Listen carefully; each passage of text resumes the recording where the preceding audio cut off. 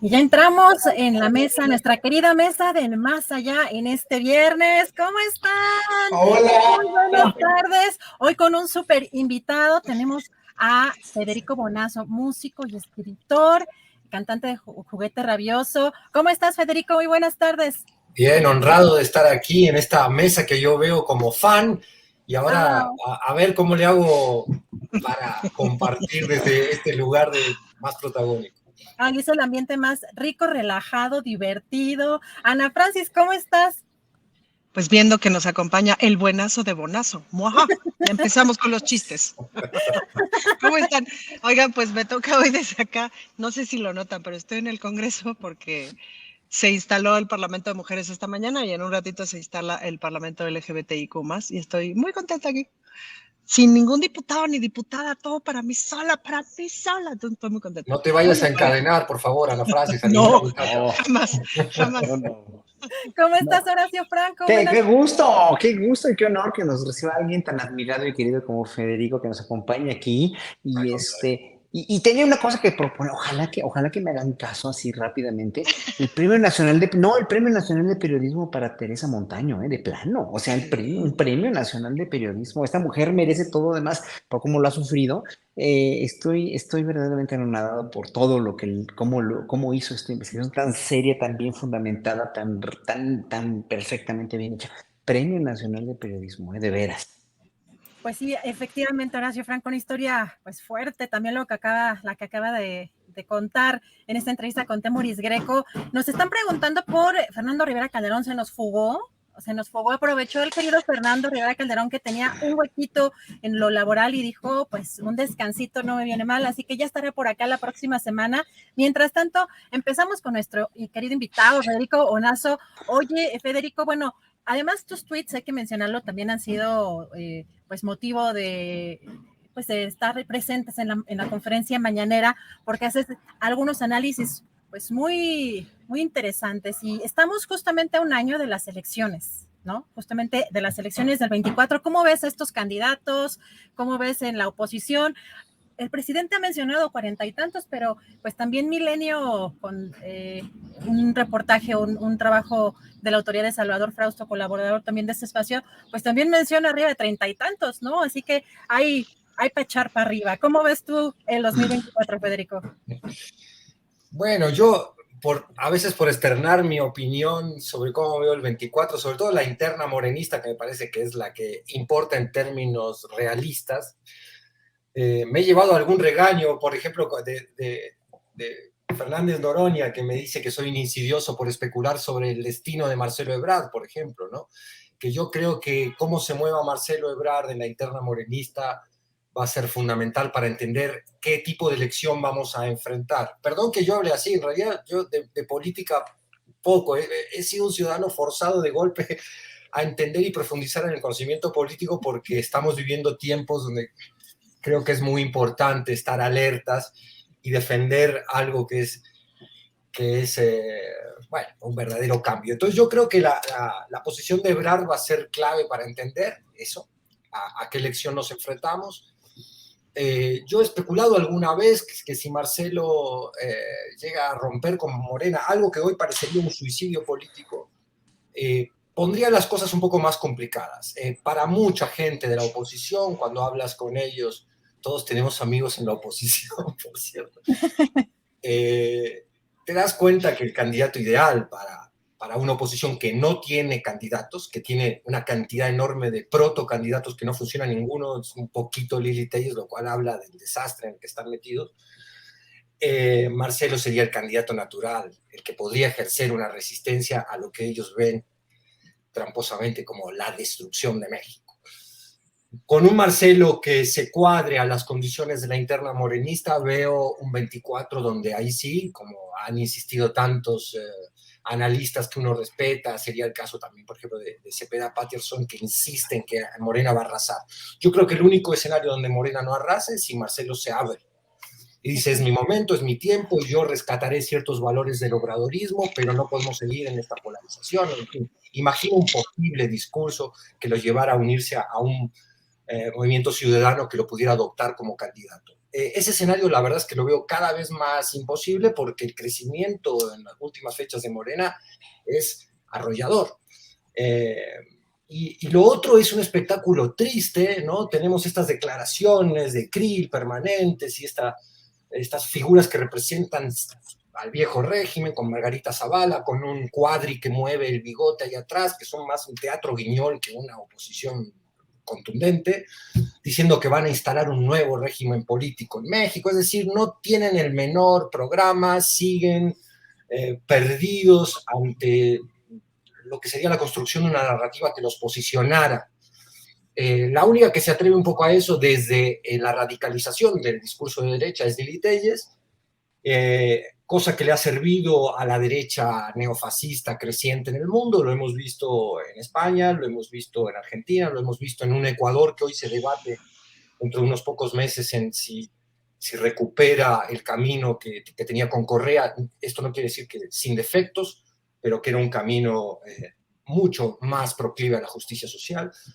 Esta, digamos, avanzada de la derecha neofascista, cuyo representante latinoamericano más connotado es Bolsonaro, tiene su pequeñita representante en el México de hoy, que es Lili Telles, que ha entendido que la radicalización del discurso, con las viejas banderas de la derecha, el punitivismo desbordado, puede generarle algún rédito político, pero que no le va a alcanzar sin duda para el 24, así más o menos lo veo. Gracias, Federico. Pues Ana Francis, pues sí, a un año de estas elecciones y ya pronto las encuestas o las famosas encuestas en Morena. Menciona algo interesante, Federico, con el caso de Marcelo Ebrard y una decisión que podría tomar y que de pronto también está en los rumores dentro de la prensa, pero pues también del otro lado, el camino de la oposición quizás se ve mucho más complejo, pues con candidatos que no se ve que repunten, ¿no? Que llegaron quizá a un límite y ahora con un personaje como de las élites, ¿no? De este columnista que es Jesús Silva Herzog, que incluso pues calificando la dependenciera a Lili Telles de ignorante, de elemental, ¿no? De medieval, pues quizá no está representando esa oposición. ¿O cómo ves tú las elecciones el próximo año, Ana Francis?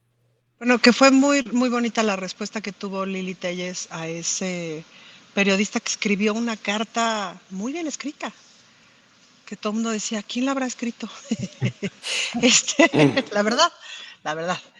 Pero, ¿cómo veo el escenario del 2024? Pues sí, supongo que me debato un poco en la idea de si esta posibilidad de que Marcelo huya y se pase para el Dark Side of the Moon es una posibilidad real o es una insidia.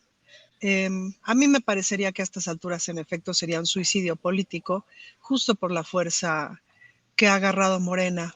Y es muy interesante cómo de veras la oposición no levanta y cómo se muerde su propia cola. El otro día me encontré allá en Avenida Conscripto a Margarita Zavala repartiendo volantes.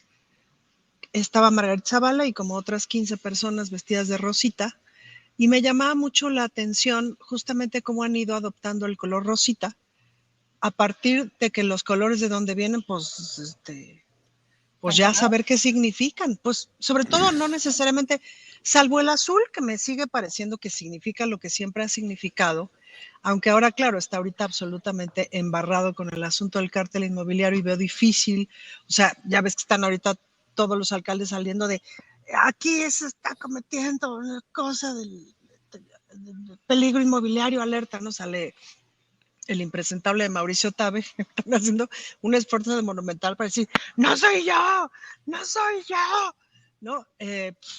Cuando es así de las ratas le salen por las orejas, ¿no? Entonces, pues hay una parte, supongo, del PAN muy indignada, ¿no? Por todo esto, porque hay una parte del PAN que no es así. Creo que lo mismo está pasando con el PRI, es que también aparecieron estas bardas de mejor solos que mal acompañados. Uh-huh. En fin, la discusión interna de la oposición está muy interesante. Ahora, bueno, esta mañana, creo que sí fue esta mañana, ayer en la mañana, el diputado Jorge Gaviño, que es mi compañero de acá del Congreso, de quien les he hablado en otras ocasiones porque nos hemos venido cayendo bien, probablemente me ha estado manipulando todos estos meses justo para hacer esta transición que he estado haciendo en este tiempo. No lo sé, no tengo tanto callo político, ya lo lograré tener, pero lo cierto es que es un tipo que sabe mucho y que lo he visto que hace cosas como para el bien común. Entonces, hace este proceso de apoyo a la jefa de gobierno, no sé qué, y sale Zambrano a dar unas declaraciones de misoginia, de machismo, justo con Leonardo Curcio, que yo las escuché, Adriana, y era así de, ¿qué estoy escuchando a los amigotes de mi papá hace 20 años, a los ingenieros amigotes de mi papá hace 20 años? ¿O cómo es posible que un presidente de un partido como el PRD, que además se supone que defiende una agenda izquierda, no se dé cuenta, porque no se da cuenta de que lo que está diciendo es misoginia, tras violencia política de género, tras violencia simbólica, tras misoginia, tras rencor y ardor? Pero, ¿me explico? Entonces, pues están ahí, en el malabar de los odios y en el malabar de a ver a quién le toca. Pues que Dios los bendiga. Gracias, Ana Francis. Horacio Franco, ¿cómo ves tú de aquí a un año las elecciones del 2024 en Morena y en pues, la oposición, que también pues quizá no se han decidido? Se ve muy complicada la situación para la oposición. Bueno, primero Morena tiene que cuidarse mucho de que ya no se pueden presentar impresentables como candidatos, como lo hicieron con Guadiana. Eso fue un craso error que van a pagar muy caro. O quizás es un pacto político a los cuales los políticos están acostumbrados, pero el pueblo ya no quiere saber nada de ellos, ya no queremos saber nada de estos pactos políticos siniestros que hicieron que México se convirtiera en un desastre de migraciones políticas, de simulaciones políticas, de manipulaciones al erario, de robo, de saqueo. Mira, lo estamos viendo, lo vemos día con día, ¿no? Entonces, yo no sé, yo creo que en primer lugar Morena tiene que cuadrarse a seguir siendo movimiento antes que convertirse en un vulgar partido, ¿no? Siento mucho decirlo así, pero así es, o sea, nosotros los ciudadanos creemos en Morena o queremos seguir creyendo en Morena como un movimiento de transformación que tiene una marca registrada, que es un partido, pero que esa marca registrada no siga el sino de todos los triste sino y destino de todos los partidos que están ahorita precisamente ya en una fase terminal, en una fase de asfixia, porque pues tristemente vimos que pese a que hubieran podido lograr cosas o lograron cosas muy importantes desde el principio panista de formación en los años 30, que nos guste o no, fueron principios, que el PNR, luego el PRI también tuvieron principios, los respetaron, los siguieron, los trataron de hacer con toda la corrupción que la política implicaba o siempre implicó en el poder en México desde hace siglos, eso no lo vamos a negar tampoco, pero tuvieron principios al principio. Tener principios al principio es una frase en verdad era muy provisoria. Al haberse quedado tantos años, al haber habido una simulación en esto y al haber llegado ya a tantos años de priismo y a tantos años de una dictadura perfecta como la llevó el PRI, como la llevó a México en el PRI, luego con el PAN coludido y luego la simulación del cambio con Fox y luego haber nombrado pero una reverenda bestia, como lo demuestra hasta el día de hoy o el día de ayer con sus tweets, este pobre hombre que ya no da ni pie con bola, como también me extraña mucho lo de la escritora, lo de esa que es verdaderamente pues patético, ¿no? Pero bueno, independientemente de todo eso, ¿qué fue lo que pasó? O sea, perdieron los principios, se perdieron ellos mismos, perdieron su brújula, perdieron su orientación, perdieron todo. Y al haber perdido todo no les quedó nada más que así agarrarse a 20 uñas como en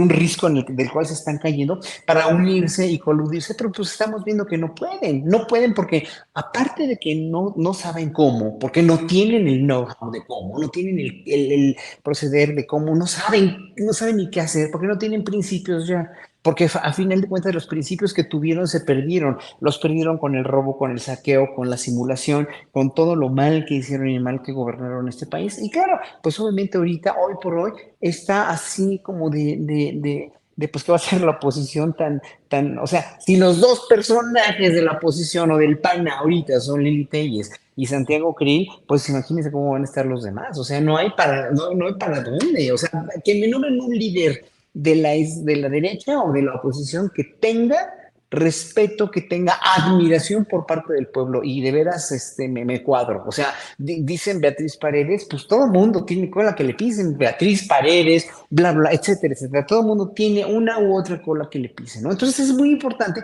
que Morena se cuide de esa gente que le pisan la cola también, como Guadiana, por ejemplo, ¿no? En ese sentido. O, pues sí, ¿no? Que Ebrard y que Sheinbaum y que el mismo Monreal y que también tomen en cuenta a Gerardo Fernández Noroña, porque tengo de veras tengo mucha consideración también como un buen político que no ha gobernado, bueno, ya gobernar, pero de todos modos, o sea, ahí está el espectro, ahí está Adán Augusto. Entonces, pero ahí lo que tiene que ver en el 24 es una congruencia enorme de Morena para salir incólume de todo esto. Y lo va a determinar, pues en 2 días se determina realmente, en 3 días, el domingo se determina mucho de ese destino de los partidos políticos y de la cuestión electoral de 2024, ¿no? Digo, ya al PRI le van a quedar 2 estados, seguramente va a ganar el PRI en Coahuila, eso no tengamos duda, por ese error tan garrafal de haber nombrado a Guadiana, ¿no? Y luego, pues, el Estado de México seguramente lo va a ganar Delfina, pese a que se paren de pestañas el PRI y traten de ser los más horrendos fraudes. Más con esto,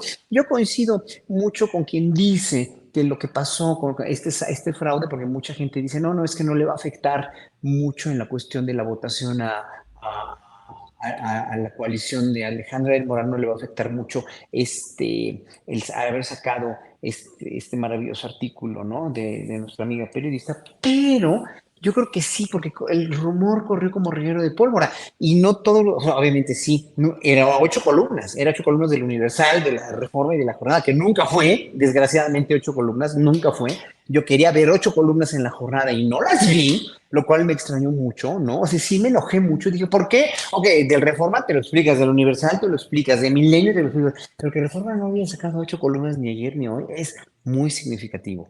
Pero esto corre como reguero de pólvora así y toda la gente ya está enterada, porque incluso el mismo Loret lo dijo también, ¿eh? O sea, hay que reconocerle a Loret que lo dijo, o sea, me asombró mucho, pero mencionó este caso y no sé si lo hayan mencionado los demás, pero obviamente pues todo eso ya se sabe. Entonces, bueno, las elecciones del Estado de México van a definir muchísimo porque es un Estado así de grandote, así de poderoso, así de definitorio para las siguientes elecciones.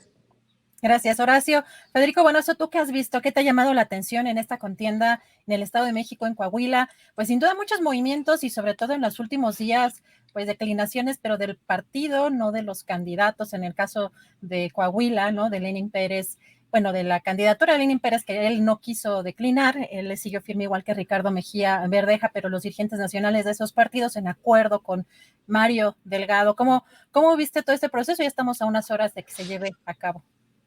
Sí, sin ser un experto en Coahuila o en las internas profundas de los partidos, porque lo que vemos es la superficie de lo que en realidad se resuelve en lo oscurito. Quisiera resaltar lo que decía recién Horacio.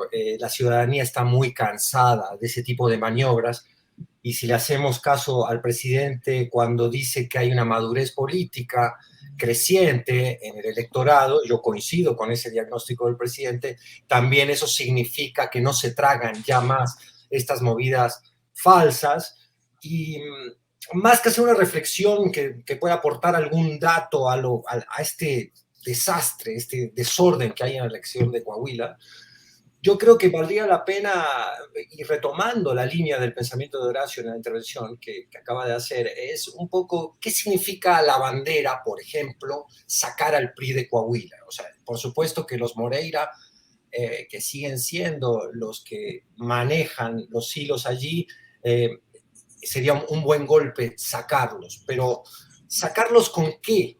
Con personajes que representan aquello que debíamos combatir, trastocando, como digo siempre, perdón si me repito, fines con medios, es decir, la ciudadanía ha identificado los fines y ha identificado que no todo fin justifica cualquier medio.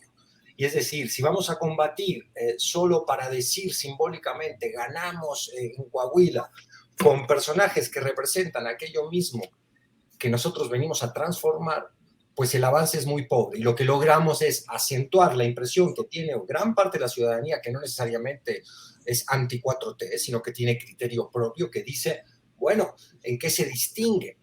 ¿No? ¿Cuál es la diferencia?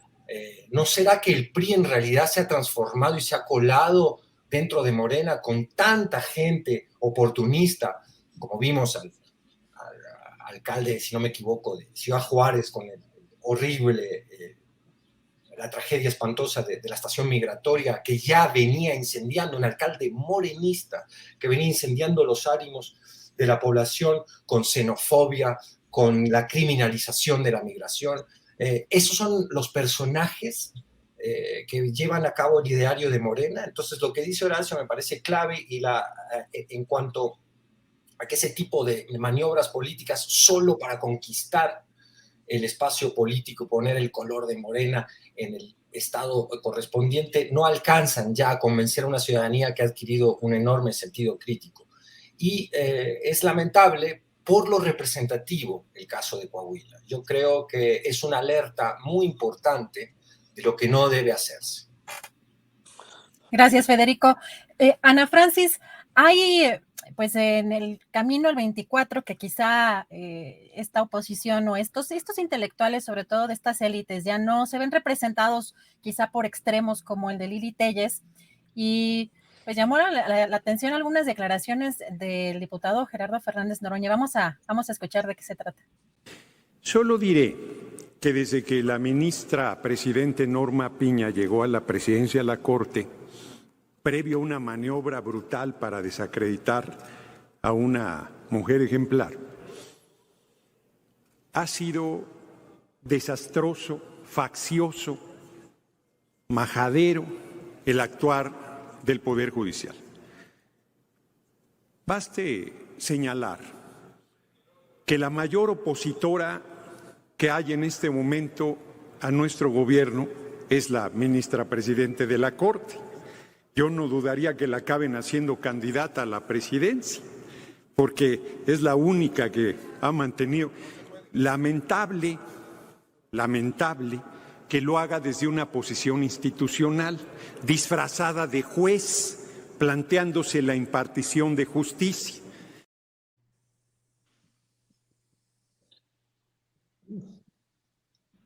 Tienes apagado, ahora sí. ¿Qué decías, Adriana? Que si ya encontraron su corcholata. Fíjate que es interesante el análisis que hace Noroña, porque además no lo había visto, pero te firmo que abajo de este análisis hay 3.500 comentarios de esto es violencia política de género, la atacan por ser mujer, ¿no? Claro. Y no, una cosa muy interesante que ha hecho la ministra Norma Piña es que se puso su pañuelito morado. No tiene mucho que se puso su pañuelito morado, a mí que ni me digan. Pero se lo puso, ¡púmbale! Y levantó cañón. Es como una especie de manto sagrado. Ahorita está funcionando el pañuelito morado y el pañuelito verde. Es como una especie de manto sagrado que ya, como es tan novedoso que escuches una jueza con perspectiva de género, una ministra, ¿no? Pues la escuchas tantito y te vas como el borras. Pero pues en los actos es donde se ve realmente el asunto. Entonces, pues ha sido una estrategia muy inteligente de su parte, muy inteligente en todo caso de la oposición, ahí sí. Y claro, además es que la mujer no es ninguna taruga y vaya que articula. Entonces, pues hasta podrías, mira, ya que tengan una candidata que articule, no estaría mal.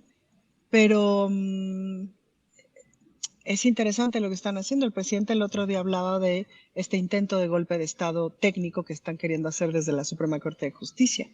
Y hemos visto un montón de artículos y de programas estos días en donde dicen, bueno, a ver, alguien en este país está contento con el Poder Judicial, alguien está contento con los tribunales, con los jueces, juezas, etcétera, en todo el país. Todo el mundo hemos tenido alguna vez por lo menos noticias, si no es que intervención directa en algún tipo de juicio, etcétera, en donde te quieres matar por la lentitud, por la falta de perspectiva de género, por la suciedad, por la falta de madre, si me permites, pues, ¿no? Entonces, no, pues el Poder Judicial, digamos, le debe mucho a México, le debe mucho al pueblo.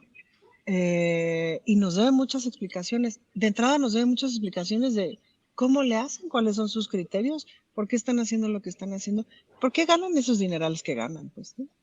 Entonces, pues es muy interesante este manto sagrado que se pone la ministra Norma Piña. Es un manto, Adriana. Yo no me lo que trago, pero nada me lo trago. Por lo pronto, hasta no demostrar lo contrario, es un manto. Gracias, Ana Francis. Horacio Franco, ¿tú crees que se suma o qué otras corcholatas en la oposición podrían sumarse?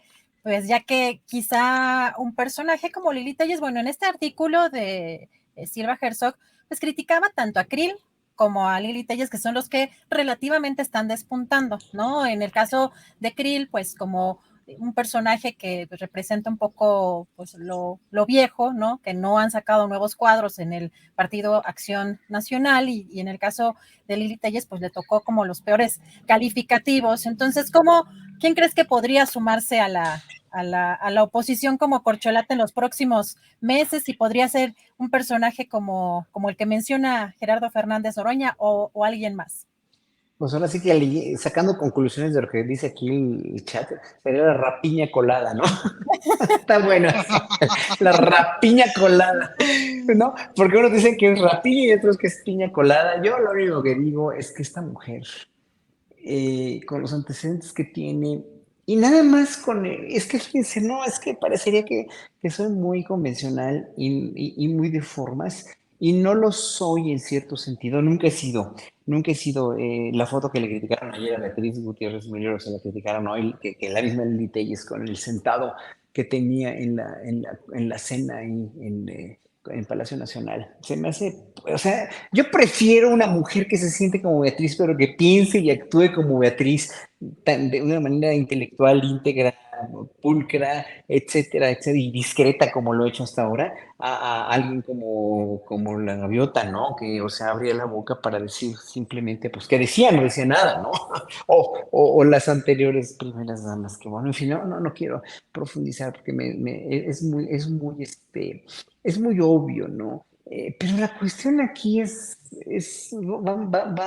va más allá del protocolo, ¿no? Pero una magistrada presidenta de la Corte, una presidenta de la Suprema Corte de Justicia, que hace entre comillas, acto de rebeldía al no pararse cuando llega el presidente allí en Querétaro, que fue significativo, que fue totalmente pues, va más allá de una grosería o de una posición personal o de no, o sea, va más allá de todo, o sea, si no, yo por ejemplo que soy ateo, cuando me invitan a una misa voy a tocar a una misa, me invitas a la misa voy a tocar, si no, no participo y me quedo atrás, ¿no? Me quedo atrás para no tener que arrodillarme, porque yo no me arrodillo, bueno, no me gusta arrodillarme, ni me gusta formar parte, hacer algo de lo cual yo no soy, no tengo mucho conocimiento de la liturgia, porque he hecho muchísima música, he dirigido muchísima música religiosa y conozco la liturgia católica y conozco hasta los rezos en latín, lo sé perfectamente por los textos que he dirigido, pero de ahí a que yo crea en lo que estoy ahí simulando, en lo que no creo, y participando de una misa, mejor no me invites a la misa, mejor invítame a tocar. Si quieres que vaya a tu misa de bautizo, de boda o de lo que sea, mejor toco allá en el coro o toco ahí ahí junto al púlpito, pero no voy a participar porque no creo en nada de eso, es una simulación. ¿Por qué no se quedó ella afuera?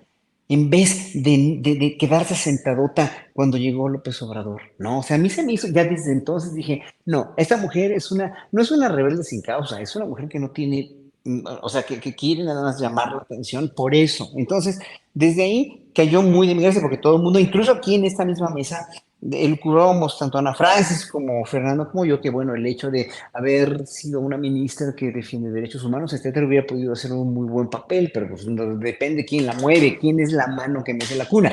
Yo creo que ella precisamente no es Piña es Peña, dicen sí, pero puede ser también otros intereses, y yo creo que todos ellos, miren, a todos ellos, a los que mencionamos, Lili Telles, Krill, Piña o quien sea, todos ellos son títeres de una mano que los mece, nada más, que son las manos que mecen la cuna de la derecha en todo el mundo, que son los industriales, los magnates, todos los ricos, todos los machuchones que sí tienen el poder en verdad, que es estar subyugando al pueblo, estar verdaderamente sí, presionando al pueblo para sus intereses económicos, usando como títeres a los gobiernos. Kirill es uno de ellos, aunque él es empresario de casinos o lo que ustedes quieran, a sus chanchullos de la cuestión de estas que, ¿cómo se llaman? Las de las factureras, ¿no? Que todo lo que se le ha sacado. Norma Piña, pues de quién es títere, ¿no? De quién es títere Norma Piña y de quién es títere Lili Telles, nada más. Así que no creo en ninguno de ellos por eso. Gracias, Horacio. Federico Bonazo, te preguntaría, bueno, también si quieres abonar sobre el tema de las corcholatas opositoras y en el caso de Norma Piña, si crees que les ayudaría a levantar, pero esto que mencionaba Ana Francis también me parece importante sobre la misoginia, en este caso de Zambrano. No sé si coincidan, pero porque la misoginia no nada más se ejerce por hombres, también hay misoginia cometida por o ejercida por mujeres. Y los tweets a los que hacía referencia Horacio Franco, por ejemplo, en el caso de la crítica que hizo Lili Telles a la doctora Beatriz Gutiérrez Müller por el sentado, ¿no? Por estar en un evento y por tener un pie donde ella consideraba que era, pues, estaba fuera de protocolo.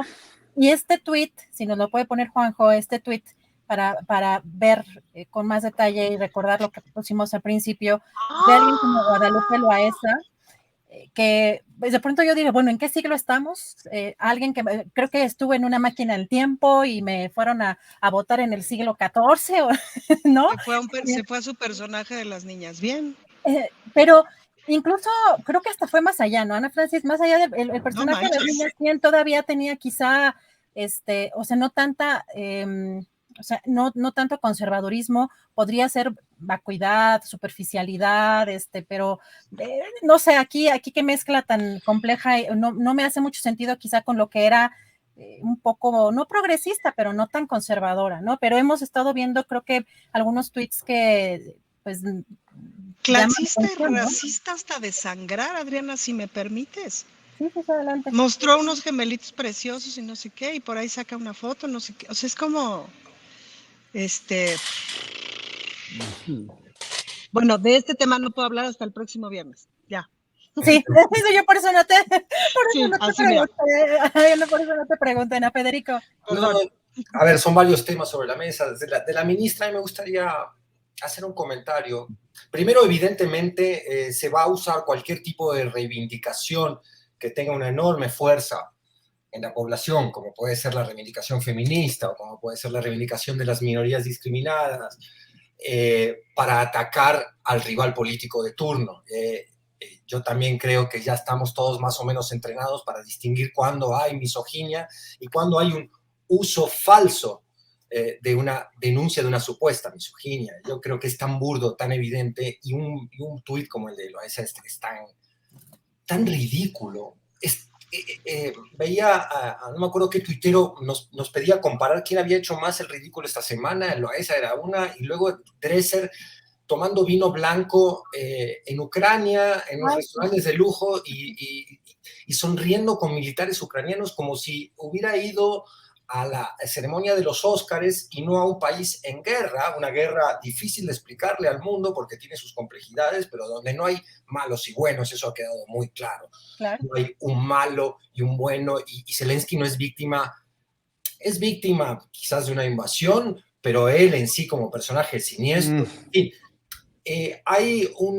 Yo creo que México está viviendo una sacudida a un profundo conservadurismo que permeaba en la sociedad en todos los ámbitos.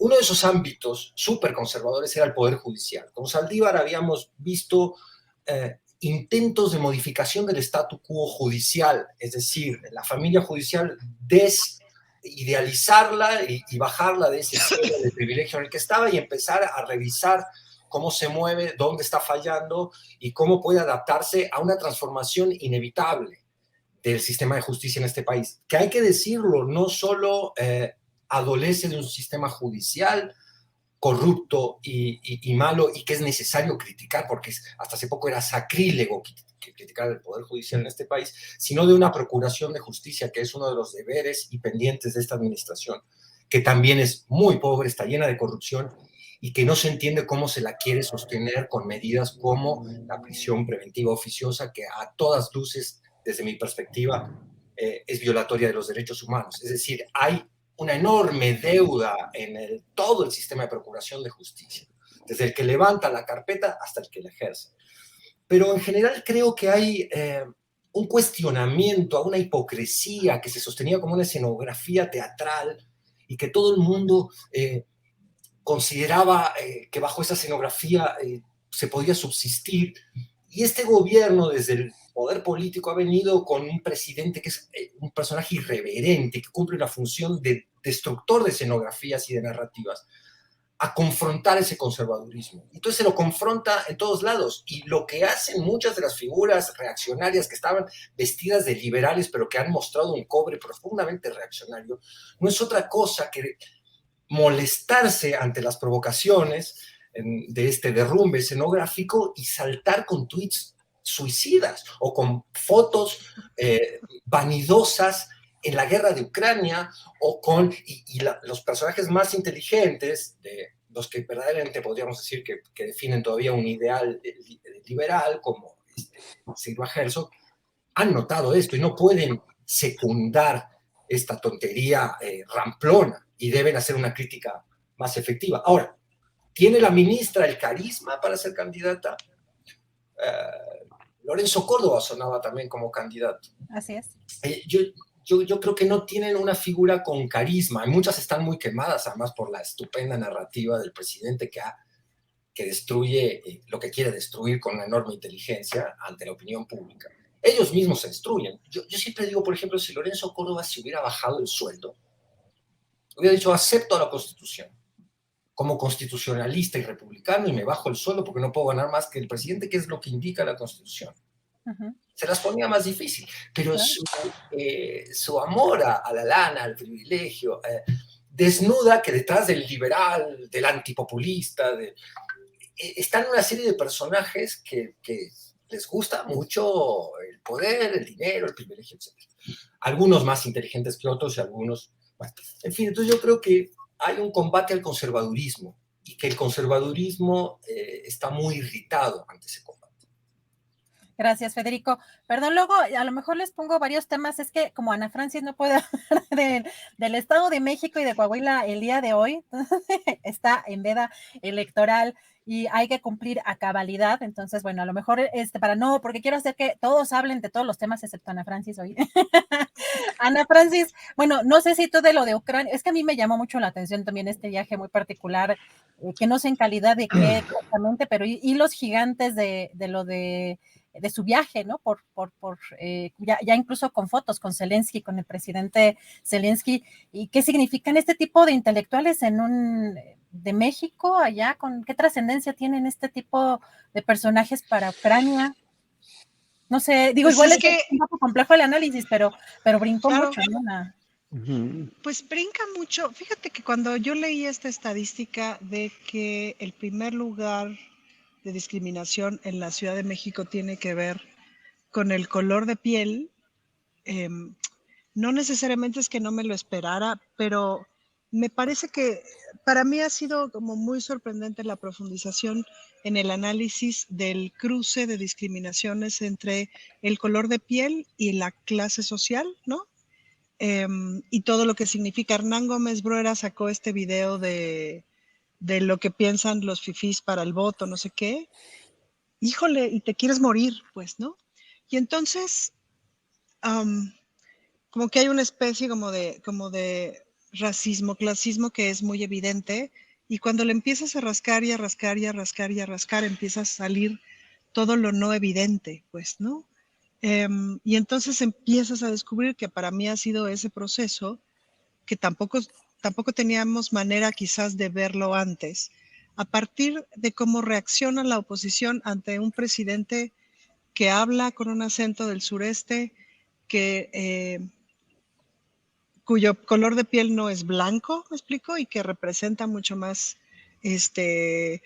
a toda la porción del pueblo históricamente no representada. Y cuando empiezas a ver cómo van cambiando los gabinetes y cómo van cambiando los gobiernos y cómo va cambiando el color de la cara y cómo en las conferencias matutinas va siendo mucho más evidente eso, y lo comparas con el pasado, ¿no? Pues hay una revolución que está ocurriendo que tiene que ver con eso. con nuestro profundo raciclasismo. Y en ese sentido, pues ni modo de no reconocer que hay una élite académica, científica, artística. La del arte te la tengo reubicada, la del teatro, bueno, ni se diga, que no miran ese raciclasismo y que ahí está, pues, y que parten desde ahí, o sea, que trabajan desde ahí y que accionan desde ahí. Denise Dresser siempre ha sido una adoradora del norte, una adoradora de Estados Unidos. No recuerdo si tienen la doble nacionalidad o no, eso no necesariamente es importante, pero siempre ha visto hacia el norte como un ejemplo. Y hay buena parte de la crítica política mainstream que todo el tiempo está viendo y comparando con Estados Unidos, pues, ¿no? Entonces, pues en ese sentido, su visita a Ucrania y sus fotos y toda esta onda cool, pues es lógica, es parte lógica del mismo personaje. Lo que pasa es que el país cambió. Si ese mismo reportaje lo hubieras visto hace 6 años, no nos hubiera resultado tan estridente. Pero en estos momentos, el país cambió. Y como bien dice nuestro querido invitado Bonazo, es una guerra difícil de explicar, pero lo que sí es seguro es que es una guerra. Entonces, esa frivolidad ante una guerra, pues en este momento el país cambió y lo mira distinto. Se ve por lo menos frívolo e insensible, ¿no? Gracias, Ana Francis. Horacio, ¿tú cómo ves pues, este personaje de Denise Dresser, que sin duda es muy complejo, y estas élites de las que menciona Ana, sobre todo este raciclasismo en ciertos ámbitos como las artes, que pues obviamente tú ya has mencionado también algunas veces pues, lo que involucra, ¿están más visibles ahora con el presidente López Obrador?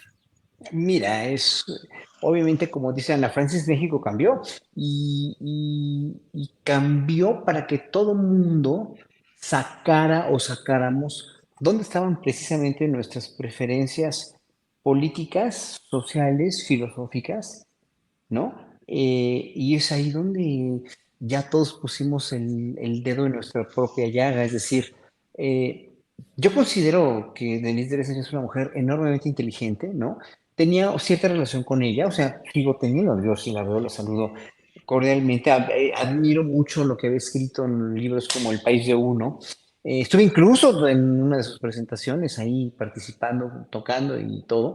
Y no me arrepiento porque Denise es una mujer muy inteligente, pero en este sexenio, que es un sexenio de definiciones, lo ha dicho mucho el presidente y lo sabemos todos aquí. Y ya sabemos que hay una libertad de expresión. Aquí me dicen que por qué expongo mis creencias religiosas si soy ateo, ¿no? O sea, pues porque hay libertad de expresión. Porque además soy ateo y no lo voy a negar. O sea, cada quien tiene derecho a tener, y el mismo presidente lo dice en cada mañanera, que aquí hay libertad de expresión en todo, esta libertad religiosa y de culto. Bueno, entonces, o sea, que no se me vuelva a criticar si digo que soy ateo, porque tengo todo el derecho de ser ateo, gay, homosexual, liberal y todo lo que quieran, ¿no?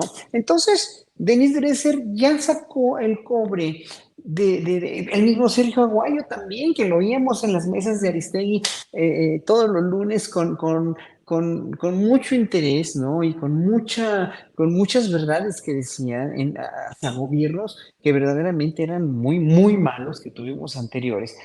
Y que hoy por hoy pues, se ha definido. Son tiempos de definición y de que cada uno de nosotros, intelectuales, artistas, pensadores, periodistas, saquen en verdad el cobre. El problema aquí, la cuestión medular, es que si lo haces por convicción, como lo hago yo, en mi caso personal, o como estoy seguro que lo hace Ana Francis, lo hace Federico, lo hace Julio, lo hace Vicente Serrano, lo hace Ernesto Ledesma, si lo hacemos por convicciones personales y no porque nos estén chayoteando, dando dinero para hablar bien o porque tengamos un interés peculiar en algún puesto de poder, entonces sí, somos genuinos, somos auténticos, y cuando no, estamos vendidos a alguien. ¿A quién nos vendemos? ¿Quién es el jefe? Entonces, ¿quién es la mano que mece la cuna en el caso de las corcholatas de la derecha? Pues ya sabemos que son Claudio X González, que bueno, son todos los grandes magnates y hasta magnates de Estados Unidos que tienen intereses en México y manipular México. Bueno, ¿quién mece la cuna de López Obrador? El pueblo, y él lo ha dicho, y eso sí se lo creemos, en verdad lo creemos. quién mece mi cuna? Nadie más que yo y mi convicción por tener un mejor país. Entonces, es ahí donde se debe sopesar precisamente todo este bagaje de dónde, a dónde va Denise Dresser, de dónde viene, dónde está parada Carmen Aristegui como periodista hoy por hoy, dónde están parados todos los periodistas, caso por caso, ¿eh? O sea, ¿quién es la mano que mece la cuna de nuevo? Gracias, Horacio Franco. Federico Horacio, híjole, uno de los temas muy dolorosos creo que también de esta semana por la hazaña, ¿no? Y creo cambiando radicalmente de tema, fue pues este personaje, este hombre que vimos que después nos enteramos que era parte de un cuerpo policíaco, pero que se metió a un perrito en una olla con aceite hirviendo. Nos hemos enterado también de otros casos también en estos días, de este tipo similar de saña contra gatos también, ¿no? Hoy también creo que en Tlalnepantla, creo que no sé si a machetazos, pero bueno, hemos estado viendo con mucho horror algunas personas y que incluso fue también motivo de una pregunta en la conferencia mañanera y una actuación pues que fue bastante rápida, hasta veíamos la cobertura de algunos medios de comunicación siguiendo ya la detención, por lo menos en el caso de la persona que arrojó al perrito a este caso de con aceite hirviendo. ¿Qué estamos viviendo, Federico? ¿Cómo ves tú el contexto social? Pues todo lo que está sucediendo, si es un tema también en el que las redes estén involucrando, quizá pues más ira, si es un tema mucho más complejo en el tejido social o ¿cómo ves tú esto que está pasando? Mira, curiosamente es un tema que me fascina desde hace mucho tiempo. Yo estudié la carrera de biología, la dejé por la de música y luego la de música la dejé porque no tengo disciplina para estudiar. Pero sigo leyendo desde siempre biología porque soy un amante del mundo, de la fauna, de la flora, de la vida. Eh, Podría recordar la primera vez que vi un maltrato animal, la primera vez que la vi, que me causa la misma impresión de tan desagradable, de profunda tristeza, y fue un cangrejo en una playa. Unos niños habían rodeado un cangrejo y se dedicaban a maltratarlo con fuego, con la actitud del animal, cómo un crustáceo puede manifestar miedo. Pues este cangrejo nos mostraba miedo, y yo creo que la sensibilidad social ante lo que sienten los animales es un paso adelante de una virtud humana, que es la empatía. Cuando Darwin decía, tratamos a los indígenas, a las poblaciones originarias de estas tierras que estamos conociendo en sus viajes del Beagle, como si no pertenecieran a nuestro círculo de humanidad, ¿no? Ellos son otros, son animales, entonces se los puede torturar, esclavizar, usarlos. Entonces, cuando nos dimos cuenta que eran seres humanos, ampliamos nuestro círculo de humanidad. Y la ciencia biológica, la ciencia de la conducta, han mostrado con experimentación que arroja datos muy contundentes que aunque los animales no son humanos por una definición semántica tonta, son humanitarios. Y no solo son humanitarios porque le hemos atribuido el nombre de nuestra especie al comportamiento caritativo, ¿no? Los animales no pueden ser humanos, pero pueden ser humanitarios. Y no solo eso, tienen psique. Y no solo eso, compartimos evolutivamente un montón de herramientas de conciencia ante el entorno, sobre todo los mamíferos, que son están indiscutiblemente ligadas a valores que nosotros adoramos de lo que es la humanidad, el sentido del otro, el sentido de la compasión, el sentido de la solidaridad. Entonces, a mí, yo siempre festejé esta creciente empatía con el reino animal. No pude terminar de ver el video del perrito. Apenas vi que este cuate lo iba a echar, suspendí porque me representa una crueldad enorme. También sé que hay una contraparte de esto, que es como un antropocentrismo, ¿no? Que también dotamos a los animales de una serie de cosas que depositamos en ellos que no tienen necesariamente. Ellos no son los buenos de la película, pero sí son muchas veces las víctimas, ¿no? Y qué sé yo, creo que es muy importante que entendamos que pertenecemos, porque que pertenecemos a un algo más grande, que compartimos con los animales, con la naturaleza. ¿Por qué? Porque es una herramienta de conciencia para salvarnos a nosotros mismos. En el momento en que deshumanicemos el entorno y consideremos que nos es permitido abusar del entorno, y qué hay detrás del neoliberalismo sino esa concepción. Es la concepción antropocéntrica por definición, de que podemos destrozar el mundo por el profit. Entonces, esta conciencia yo la celebro profundamente y me lastima muchísimo también verlo, me sacude, me molesta. Gracias, Federico. Ana Francis, sí, yo creo que no muchos no alcanzamos a ver, obviamente, enterarnos de la información, pero los videos son sumamente fuertes para ver. ¿Cómo ves tú este tema? ¿Hay algún cambio? ¿Simplemente era algo que ya estaba presente en la sociedad? ¿O esta hazaña a qué se debe? Mira, yo pienso que ayer participé en un foro en la Comisión de Derechos Humanos en relación a la violencia vicaria y me pedían que hablara del concepto o de la idea de desintegración familiar. Yo les decía, me parece que ya superamos como esta idea de desintegración familiar, porque cuando la familia ha estado integrada, digamos, más bien ya hay que sobrepasar como esa idea de familia como un único modelo, como me explico, sino pues la familia es aquello como nos salga, hijita.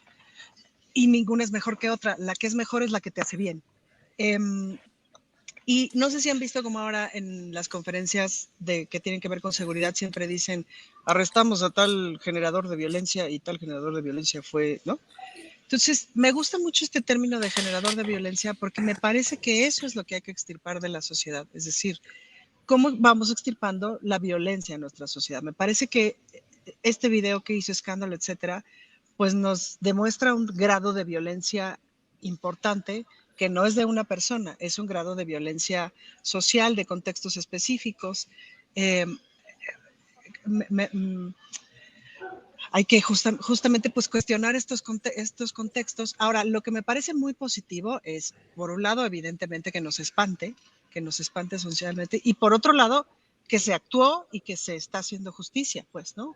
Y que se empiece a poner ejemplo en ese sentido, pues, ¿no? Y que empecemos a desnormalizar estos niveles de crueldad, pues, ¿no?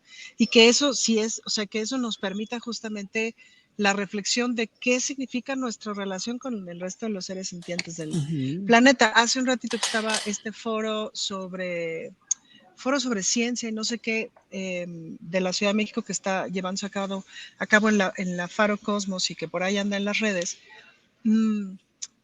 Justamente había esta conversación, decía la jefa de gobierno que participó ahí, tenemos que entender que las personas, que los seres humanos, o sea, apenas nacemos y empezamos a consumir del planeta. La pregunta es, digamos, visto desde la política pública o visto desde lo público, ¿qué hacemos con esta circunstancia y cómo miramos el desarrollo? ¿Cómo va? Sin joder al planeta, ¿no? Y en una otra forma de convivencia con el planeta, pues, ¿no? Entonces, fuerte, no vi el video, por supuesto que no. En cuanto leí la descripción, me conmovió mucho, por ejemplo, ver a la secretaria de Seguridad, o sea, ver a Rosa Isela en la mañanera muy conmovida y muy, ¿cómo lo describió? De infinita crueldad, ¿no? Un acto de infinita crueldad. Esas fueron las palabras que utilizó, si mal no recuerdo. Y me parece muy bien que estemos en un momento en el que por lo menos todo el mundo estemos de acuerdo en que eso es un acto de infinita crueldad, que no es normal y que necesitamos evidentemente castigarlos, etcétera, pero sobre todo necesitamos aspirar a un estado de las cosas en que eso no ocurra. Gracias, Ana Francis. Bueno, solo para Canal 22 terminamos esta mesa. Quienes quieran escuchar la respuesta de Horacio, pues pásense a YouTube. Pero por lo pronto a Canal 22, muchas gracias. Gracias, hasta la próxima, Canal 22. Y Horacio, pues se decía justamente Rosa Isela se veía efectivamente conmovida en la conferencia mañanera, pero las penas mencionaba que iban de 4 a 6 años. ¿Es suficiente para esta hazaña el riesgo, por ejemplo, que correría una persona, ya cuando ves que está agrediendo a un animalito, pues con esta hazaña hay riesgo para otros seres humanos? Brinca esa violencia de animalitos, o sea, de ejercer esa violencia contra los animalitos, es un riesgo para otras personas. ¿Cómo tú viste todo este tema, Horacio?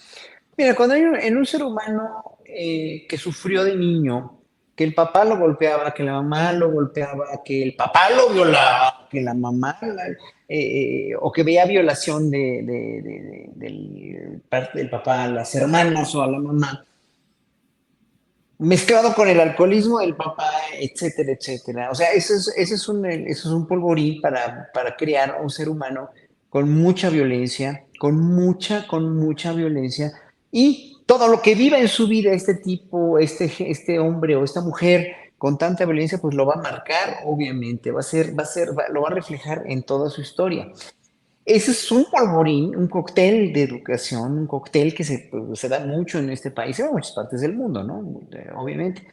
Pero ya aunado a una educación donde finalmente no tienes el amor de los papás, porque no lo tienes, no tienes el seguimiento de la escuela, no tienes el seguimiento de la sociedad, y no tienes esta familia desintegrada, precisamente disfuncional, que trátese de la familia que sea, ¿eh? Eso no tiene nada que ver. Pero aparte de todo, creces sin eso y ya en tu adultez eres un cóctel de rencores, de vicios en tu educación, y aparte te drogas o te alcoholizas y traes coraje contra ti, contra el mundo, pues eres un polvorín que va a que nos, como este hombre, este señor que es un policía, va con su coraje, con su ira, probablemente con su alcoholismo, probablemente con su drogadicción, no quiero señalarlo a él nada más, pero son precisamente detonadores de toda esta violencia que si van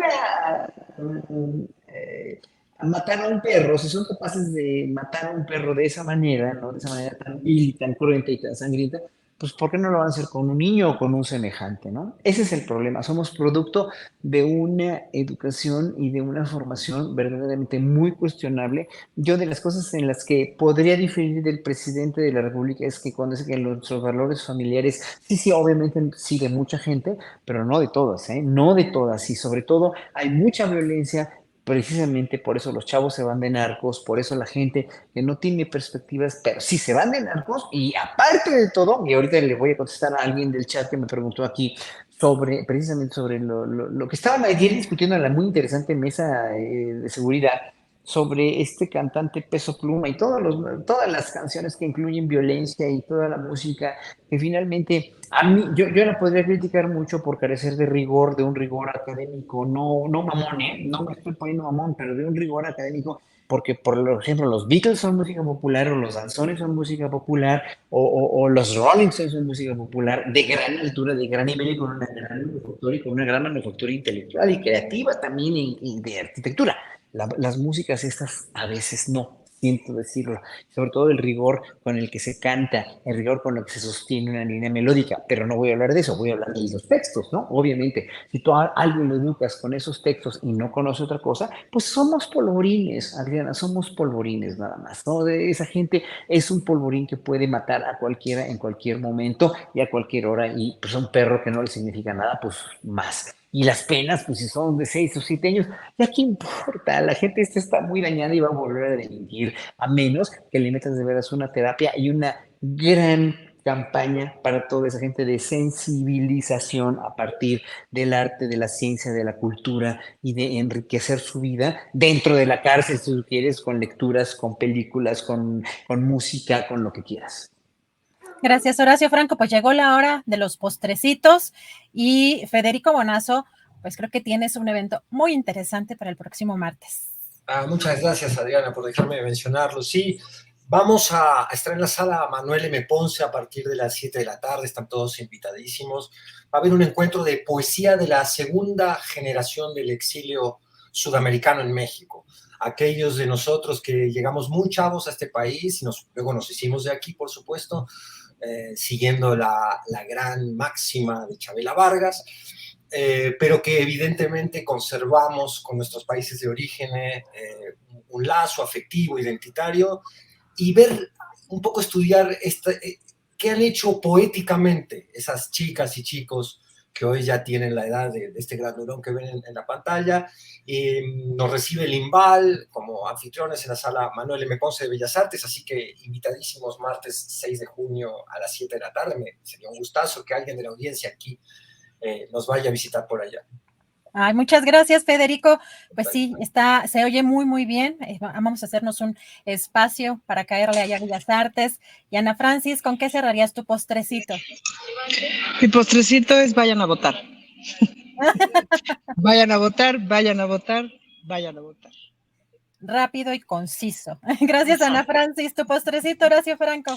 Bueno, yo quiero invitarlos este domingo a las 12, después de que vayan a votar, o antes si viven en el Estado de México, vayan a votar, vayan a votar, vayan a votar y voten por quien de veras les parezca. Pero el domingo tengo un evento de danza son coreografías, son pas de deux, con muy buenos bailarines, donde yo soy un elemento musical adscrito, dijéramos, al espectáculo, y está el cuentacuentos, gran actor, amigo mío, Mario Iván Martínez. Esta coreografía es dirigida por Martín Mendieta en el Teatro Silvia Pinal a las 12 del día, el domingo 4. Ojalá que puedan ir, va a estar bien bonito. Son varios ballets, partes de varios ballets, donde Mario Iván narra. Fíjense, es una cuestión muy interesante porque no nada más son los ballets bailados por estupendos bailarines jóvenes, bailarines de danza clásica, pero Mario Iván va narrando la historia, va narrando historias adscritas a las coreografías que dije Martín Mendieta, como dije, y yo voy tocando en algunos números,